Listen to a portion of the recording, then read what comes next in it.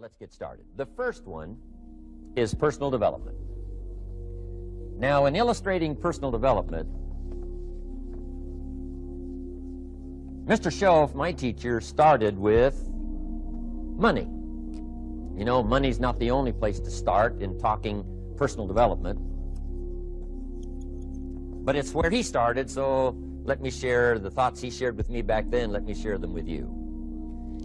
Here's the best lesson I can give you on economics. It's very simple. We get paid for bringing value to the marketplace. That's about as simple as I can put economics. We get paid for bringing value to the marketplace. Now, it takes time to bring value to the marketplace. However, we do not get paid for time, so we cross that out. Mistakenly, the man says, I'm making about $20 for an hour. Not true. If that was true, you could just stay home, right, and have him send your money. So that's not true. We don't get paid for time. We get paid for value brought to the marketplace. Now, since that's true, here's one of the key questions of my talk to you today. Is it possible to become twice as valuable to the marketplace and make twice as much money in the same time? Is that possible? The answer is yes. Could you become 3 times as valuable as you might be right now to the marketplace and make 3 times as much money in the same time? And the answer is yes. 5 times, 10 times? Of course. America is unique. It's a ladder to climb. It starts down here, let's say, at $5 an hour, and it keeps going up. Top income last year, $80 million. The guy who runs Coca-Cola. Now, that's a heck of a ladder. That's why everybody wants to come here, right? The boat people are not headed for Vietnam. People haven't plotted and schemed for 50 years saying if I could just get to Poland, everything would be okay. Not true. Everybody wants to come to America. And the reason is because we've got the best wind ever blowing in our favor. We've got the best economic opportunity anybody's had in 6,500 years. And all you have to do is understand it and take advantage of it. Now, there's some key questions to ask here. Why would the marketplace pay someone only $5 an hour? Very simple answer. They're not very valuable to the marketplace. Now, we must underline to the marketplace. This person might be a very valuable brother. Yes. Member of the family, valuable. Yes. Valuable member of the church, of course. Valuable citizen of the country? Yes. Valuable in the sight of God? No doubt. We're all of equal value in the sight of God. But if you're not very valuable to the marketplace, you don't get much money. You say, well, it shouldn't be that way. Well, then you got to start your own country. You know, this one's been in process for 200 years, and this is the best we've been able to come up with so far. But here's the key. You don't have to stay here. Now, there was a big debate in Congress last year that this $5 was not enough, should be 6, should be 6, should be 6. But we don't need legislation. 6 is already on this ladder. The next step up. You know, if you work for McDonald's, they'll pay you $5 an hour to take out the trash. If you whistle while you take out the trash, they'll pay you $6 an hour. So we don't need that legislation. You just need to take lessons on how to whistle. Have a good attitude.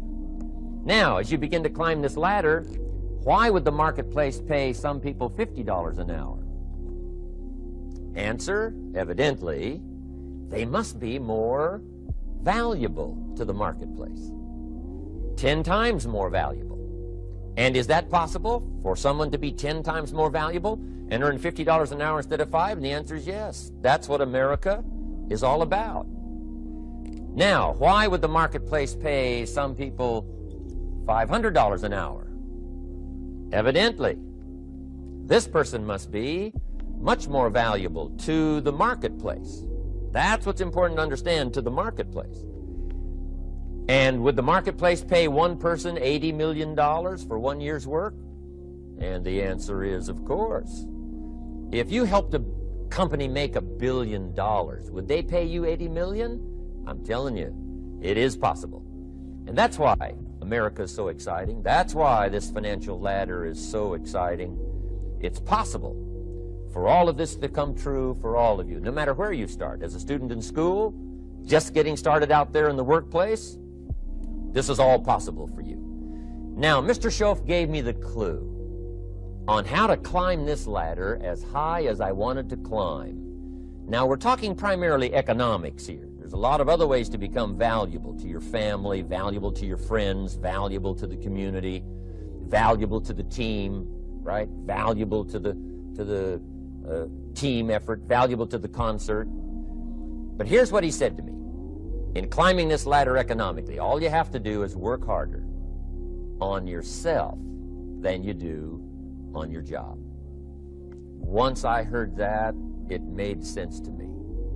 I kept hoping that everything else would change around me, found out that if I went to work on myself, worked on my skills, worked on my language, if I became better than I was each year, if I grew in skills and language, and vocabulary, and competence, then I would become attractive to the marketplace.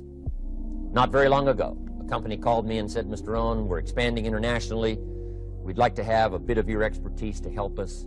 Would you give us a bit of your time? We'll add some millions to your fortune. And I said, okay. And I thought later, isn't that interesting? They would call me. Then my second thought was, of course they'd call me. Who else would they call? I can get the job done. Now, what a contrast for me, farm boy from Idaho, raised in obscurity, parents of modest means, broke when I was 25. How come I would get a telephone call and someone offer me a lot of money to help them in expanding around the world? Simple answer, evidently. Something happened to me between age 25 and where I am today. And I can tell you where it all started. From my teacher, Mr. Schoaf, who said to me, we don't have to change what's going on out there. That's the wind that's blowing. All we have to do is change what's going on in here. And now there's several ways to do that on personal development. And let me give you those ways. Here's the first one. We must learn from personal experience.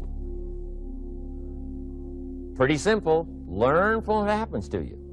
Take a look back over the last few months. Did you make some mistakes? How could you correct those for the future?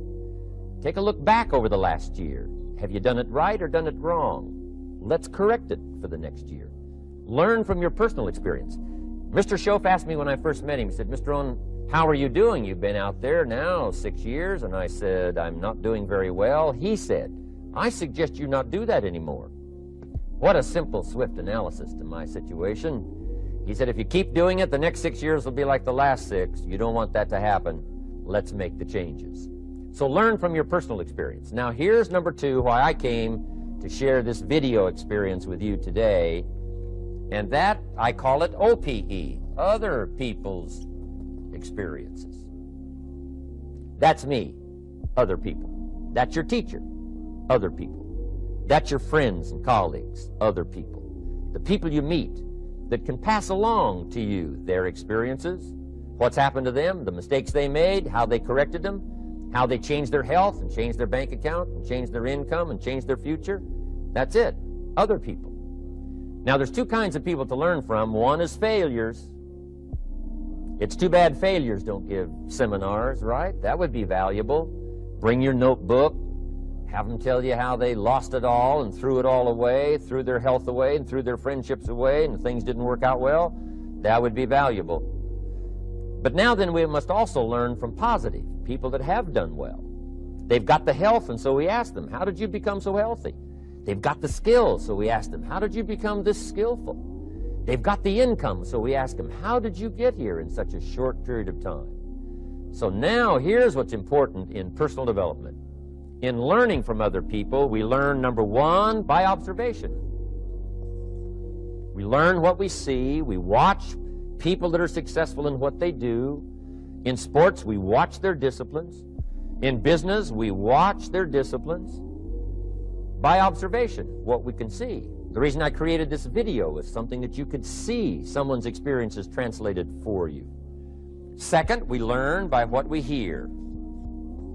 I've got some of my lectures on cassette tapes, so you can take them with you wherever you go and learn by listening. Turn your car into a mobile classroom and listen. And then listen to the sermon on Sunday morning. Listen to the lectures. Listen to the teacher. Listen to someone who's got something good to say. And then number 3 is vitally important on personal development, and that is read all the books you can possibly read in your lifetime. Mr. Schoaf got me started on my library. I've got one of the better libraries.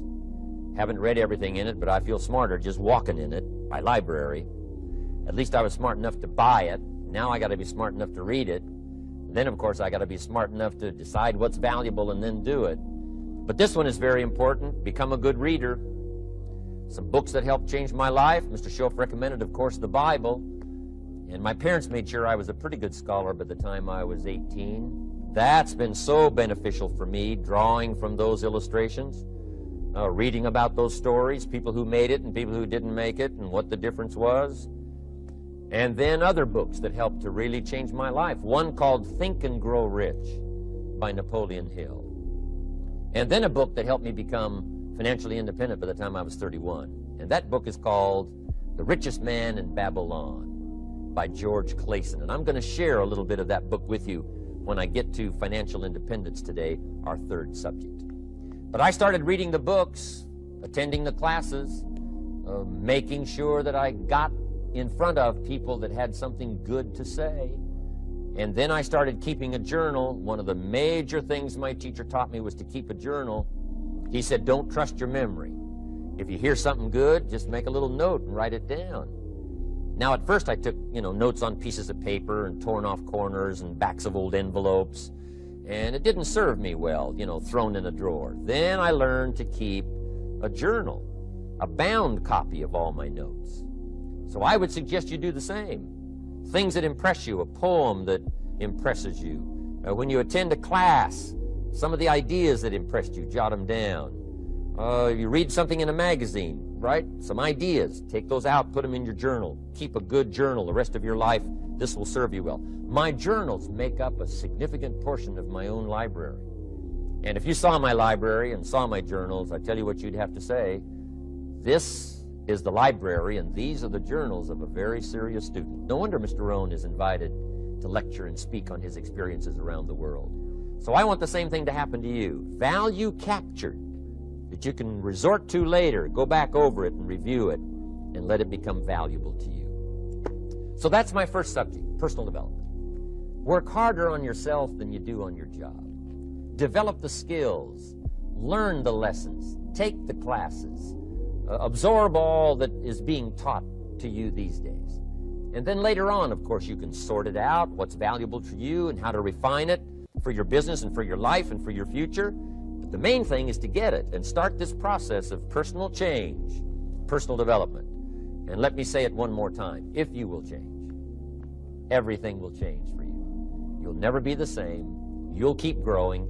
As you look back on a few months, look back on a few years, you won't believe the progress you can make. Economically, your relationship with your family, your friends, and whether you're in sports or economics or whatever, I'm telling you, that whole process of committing yourself for personal change, personal value, can really make your life unique and worthwhile. Now let's cover the second subject, on setting goals. Mr. Schoaf gave me some tips on setting goals that changed my life forever. And I want to share those with you.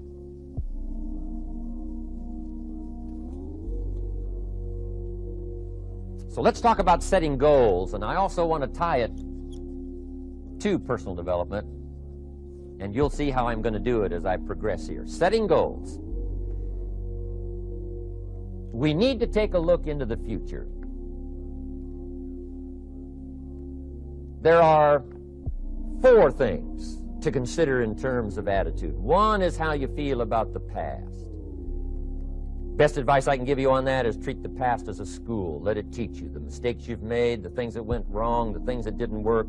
Don't use the past as a burden to carry, and don't use the past as a club to beat yourself to death. Past losses, past failures, past mistakes. But let the past be a school. Tough school maybe. We've all been through some tough stuff. So if you feel good about the past, draw from it for experience and let it teach you. Then next is how you feel about the future. We've got to have the future well designed. The future is called the promise. And here's what we teach in our leadership series. The promise of the future can be an awesome force for your own future. The promise of the future, designing the future. There's two ways to face the future. One is with apprehension, and the other is with anticipation. I promise you, in my travels around the world, most people face the future with apprehension. And here's why. They don't have it well designed. They've sort of left that up to someone else to fix. But here's the best way to face the future, with anticipation. And you can face the future with anticipation if the future is clear, if the future is well designed. And I would like to have you consider some thoughts with me that help me to really change my future by giving it some thought and some consideration. And here it is. In setting goals, it's very simple. Number one, decide what you want. You just take a little time. You sit down and say, what do I want? What kind of skills do I want? What kind of income do I want for the future? What would I like? Where would I like to go? Places I'd like to visit. Habits I'd like to acquire. Skills I'd like to have. You just take a little time to think about what you want. Economics, friendships, people you'd like to meet, places you'd like to go. You just take some time. And then I suggest, when you've thought about what you want for the future, make a list. Just jot it all down. It's really a very simple process. And then here's number three. Keep all the old lists. I'm telling you, this served me so well, keeping my old list of goals. I look back now 10, 20 years ago at goals I set, lists I made, and I smile now because here's what I thought was so important, 20 years ago. Now some of those things aren't even on my list. I've got a new list. I've grown. I've changed. I've matured. But I give you that advice. Decide what you want. Number two, write it down. Number three, keep the old lists. And then here's number four. When you get something that's on one of these lists, check it off. Part of the fun of having a list is checking it off. And then if you can add some drama to checking it off, see, that's what really helps. I set a goal to go to Spain many, many years ago. And when I finally made my first trip to Spain, I had that journal with me that had that list in it. And while I had my journal on my lap, waiting for the wheels to touch down in Madrid, I waited until the wheels touched the runway, and I checked it off. Just adding a little drama. So, part of the fun of having a list is checking it off. Now, here's what's important about the lists and designing your future. If the future gets clear, the price gets easier. Because you got to remember, for every promise, there's a price to pay. Everybody's got to pay the price. Everybody's got to do the deal. Everybody's got to do the disciplines. Everybody has to pay. But here's what I've discovered. If the promise is clear and powerful, the price is easy to pay. The price is some classes. The price is a few books. The price is a few disciplines. The price is finding something that'll make your life better, make you grow, make you change, make you develop. So the first part of the key is to design the promise. Then, what is the price to pay? I'm telling you, the price will be easy.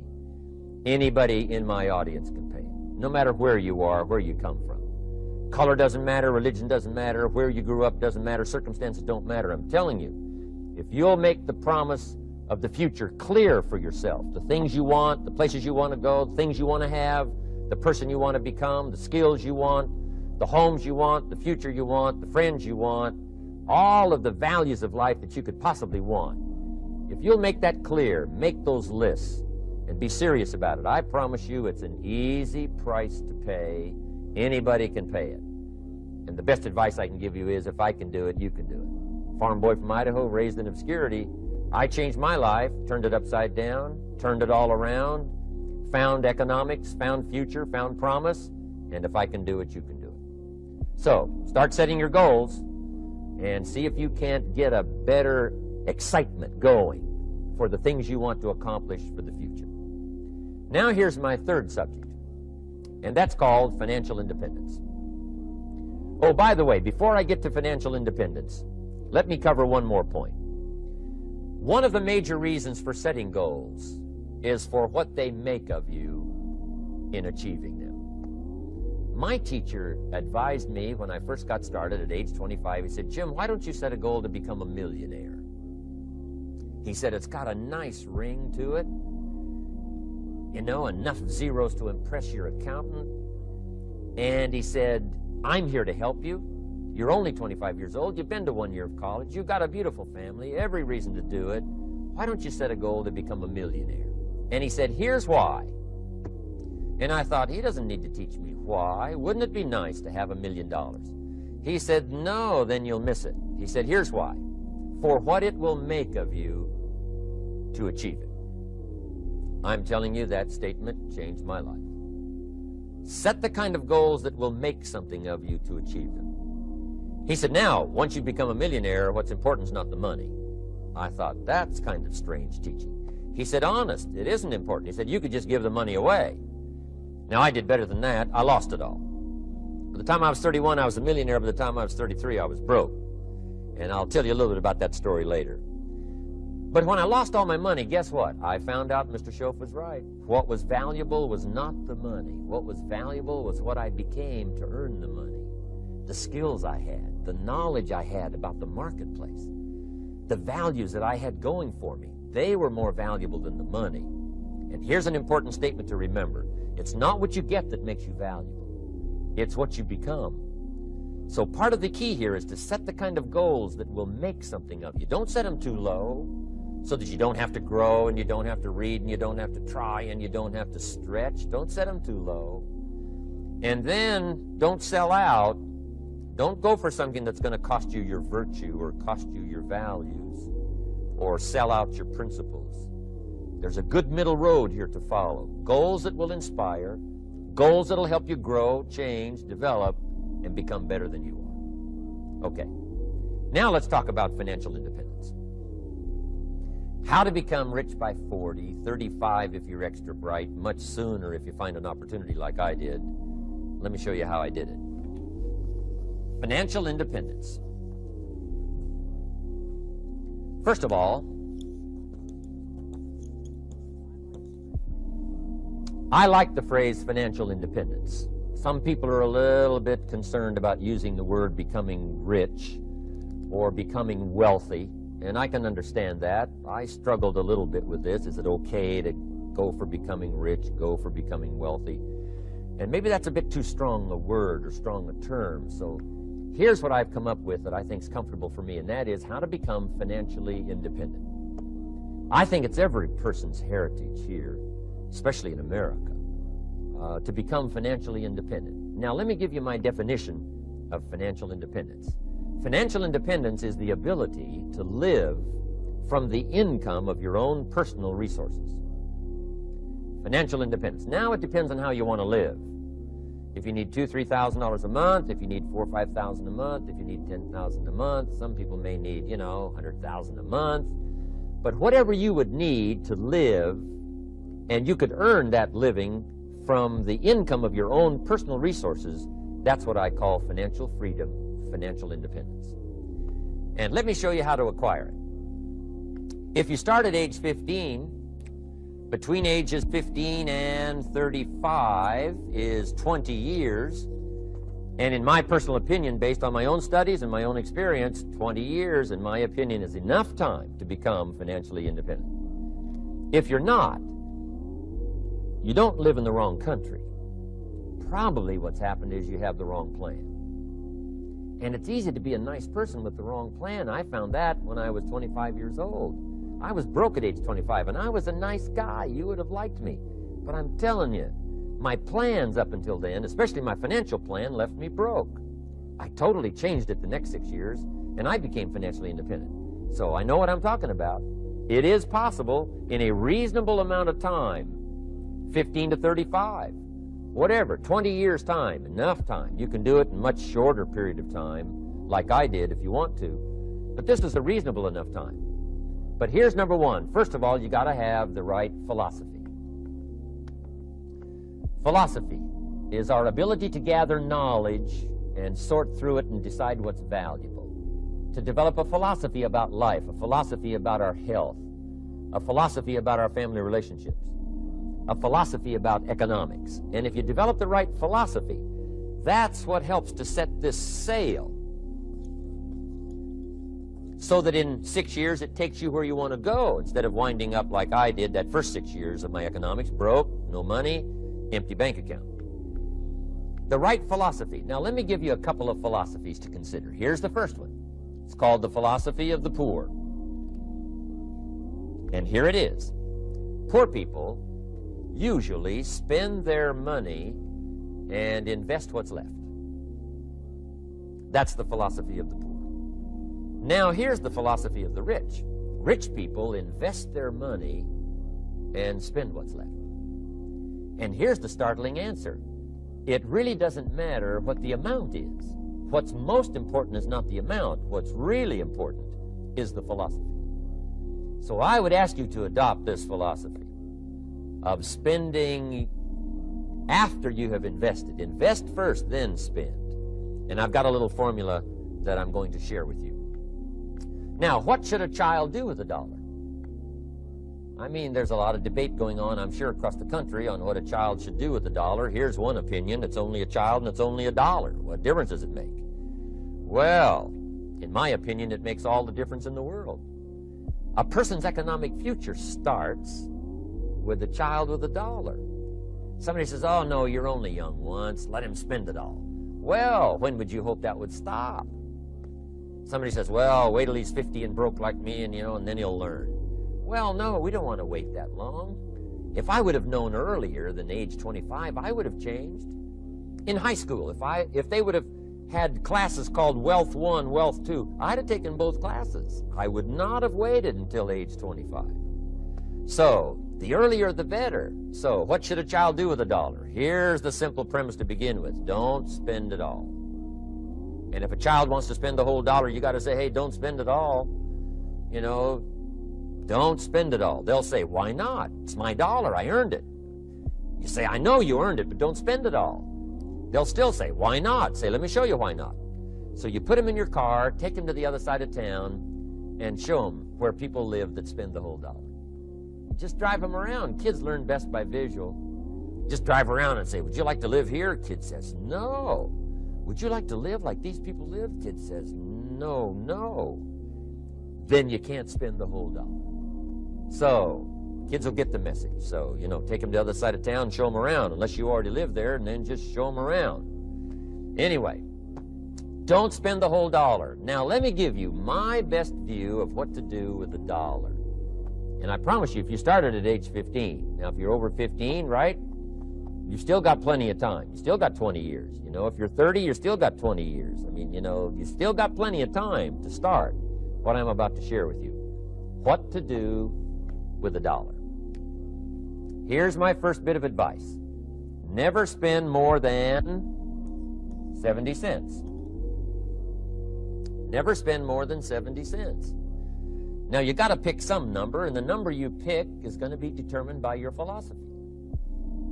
It's going to be determined by what you've been taught or your experience teaching yourself. When I first met my teacher, Mr. Schoaf, I was at about 110% of each $1.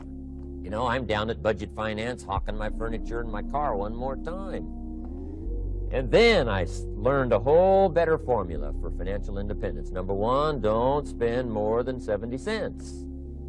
Now, kids say to me, well, okay, what do I do with the other 30 cents? And here's what I teach them.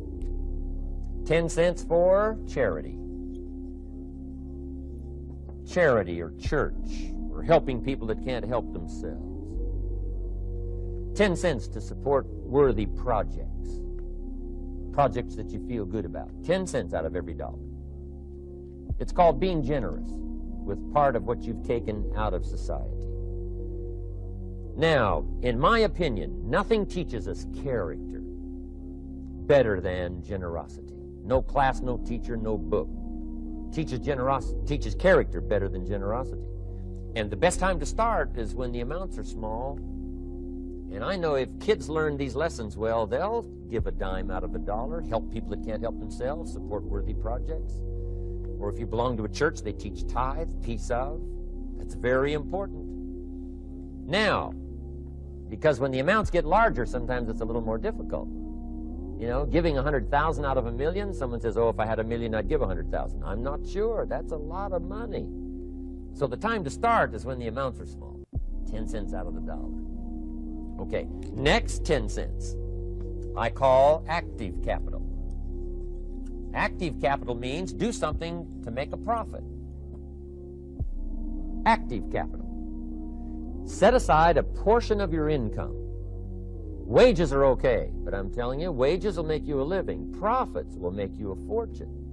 So set aside part of your income as capital, called active capital. Any kind of project you can possibly think of, you can possibly come up with. I'm going to write a new book, I think, for kids. I think the title is going to be, Of Course, Kids Should Pay Taxes. It's kind of an interesting title. In California, kids do pay taxes. When a child walks into 7-Eleven, buys something that costs $1, the proprietor says, give me 7 more pennies. And the child says, hey, what's these 7 pennies for? And the proprietor says, that's the taxes. Kid says, well, hey, I'm only 8 years old. Proprietor says, congratulations, you're my youngest taxpayer. Give me the money. So in California, where I live, kids do pay taxes. Big question is, should they? And my book will answer that question. Of course, kids should pay taxes. Nothing is for free. If you want to ride your bicycle on the sidewalk instead of in the mud, you got to pay the 7 pennies. Nothing is free, so we all have to pay. So, 10 cents out of your living, out of the money you earn, set aside for capital. Capital to try your best to show a profit.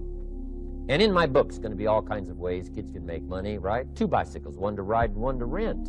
I mean, you know, it doesn't take long to figure out some enterprise that'll start making a profit. Then you must jot this down if you're taking notes. Profits are better than wages. 1, you can't usually start wages until you're about 16, 15, 16. But you can make a profit long before you're eligible to start earning wages. And then there's no limit to profits, and they can double and triple and quadruple. You know, there's no limit. It's incredible how fast profits can grow. So profits are better than wages. Wages make you a living, profits make you a fortune. Now, the third 10 cents is vitally important. I call it passive capital. Capital you let somebody else use. A financial institution, stocks and bonds, mutual funds, whatever. Let someone else use it. You furnish the money. They use it to make a profit, but they pay you for the use of it, called interest. And here's one of the things that'll make you financially independent fairly quickly, and that's called compound interest. And this is how you get it. Letting someone else use a portion of your money, your substance. They show the profit, they pay you interest. And this passive capital, I'm telling you, over a sustained period of time, if you'll develop this little 10, 10, 10, and 70, especially starting at age 15, I'm telling you, by the time you're 35, you will be financially independent. You'll have the ability to live from the income of your own resources. And then one more point on passive capital. There's a Bible philosophy. I'm an amateur on the Bible. But there's a Bible philosophy that teaches the borrower is servant to the lender. And if you want to be in a powerful position as you grow older, finally when you become mature, maybe have your own business, things have worked out for you for the future, the position you always want to be in is the power position, and that's called the lender. The lender is the power position. So if kids learn early enough, and then you ask them what they'd like to be when they grow up, I'm telling you, once they understand, they'll say, well, one of the things I want to be is one of those lenders. That's the power position, not the spender. No, you'll be pitied the rest of your life if you just become a spender. You got to become a lender. And I think this is the one formulas to follow. 10 cents out of every dollar. Let someone else use it. Be the lender, power position. Then try to show a profit. Can't we teach our children how to take $1, search the neighborhood, find a broken wagon, pay $1 for it, bring it home, you know, clean it up, sand it until it's clean, paint it red till it shines, straighten out the wheels till they're true, take it back to the neighborhood, sell it for $5? Anybody can do that. Now, does the child deserve $4 profit? And the answer is yes. Society now has a mended wagon. And that's what America's all about. Finding something, touching it, making it better, making a profit, taking part of your resources, helping people who can't help themselves. Let someone else use it to make a profit. Some projects require more capital than one person has. Exciting. And then let them pay you for the use of it. America's had this philosophy now all these years. Communism is taught all these years. Capital belongs in the hands of the state, not in the hands of the people. We've been teaching all these years capital belongs in the hands of the people, not in the hands of the state. And we turned out to be right.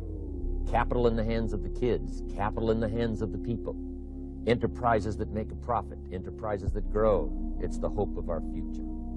So that little simple formula, I hope, will help you. Now, one more key on financial independence, and that is attitude. Attitude.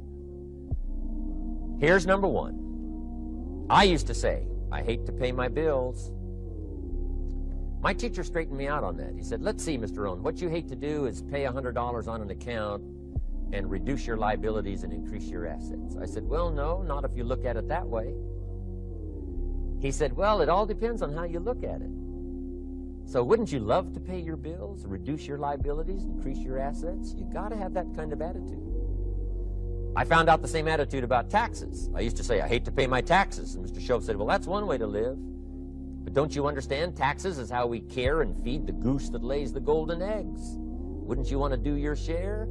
Someone says, yes, but the goose eats too much. Probably true. But hey, we all eat too much. We all need to go on a diet. Better a fat goose than no goose. So I finally became a happy taxpayer.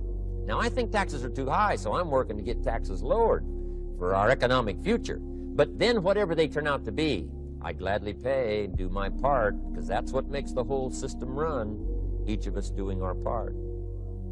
Now, I want these three subjects to be valuable for you. I want them to have meaning for you. I want you someday to be financially independent. I want you to have the personal development so that you feel good about yourself. If I had a chance to meet you someday, I'd like to have you show me the list of goals that you got started and say, Mr. Rohn, here's some I've already checked off. Here's the books I'm reading. Here's what's happened. I'm developing the skills. I'm better this year than I was last year. I've got more self-confidence. My skills are developing.